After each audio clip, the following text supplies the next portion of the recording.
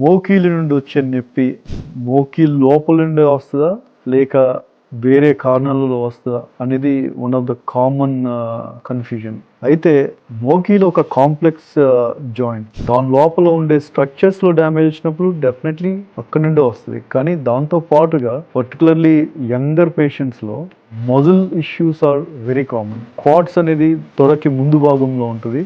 ఆ muscle weak అయినప్పుడు కానీ, వెనకాల హ్యామ్స్ట్రింగ్స్ టైట్ అయినప్పుడు కానీ, ఆర్ ఐటీ బ్యాండ్ అంటాం సైడ్కి ఉండేది, ఇది టైట్గా ఉన్నప్పుడు కానీ, all these can cause pain in the నీ. అలాగే మోకిల్ చుట్టూ కొన్ని బర్స ఉంటాయి ఎముకలకి ఈ టెండాన్స్కి మధ్యలో. వీటి మధ్యలో రాపిడి ఎక్కువైనప్పుడు కూడా మీకు నొప్పి రావచ్చు. కొన్ని కండిషన్స్ ఉంటాయి, గౌట్ అని చెప్పని, ఇక్కడ అంటే యూరిక్ యాసిడ్ లెవెల్ పెరుగుతుంది. అది పెరిగినప్పుడు కూడా బర్సల్ ఇన్ఫ్లమేషన్ వచ్చి టెండాన్ ఇన్ఫ్లమేషన్ కానీ బర్సల్ ఇన్ఫ్లమేషన్ కానీ రావచ్చు. కొంతమందికి తొంటిలో ఉన్న ప్రాబ్లం మోకిల్ లోపలగా నొప్పిలాగా కనిపిస్తూ ఉంటుంది. కొంతమందికి బ్యాక్ పెయిన్ కూడా మోకీల్ వరకు రేడియేట్ అవ్వచ్చు.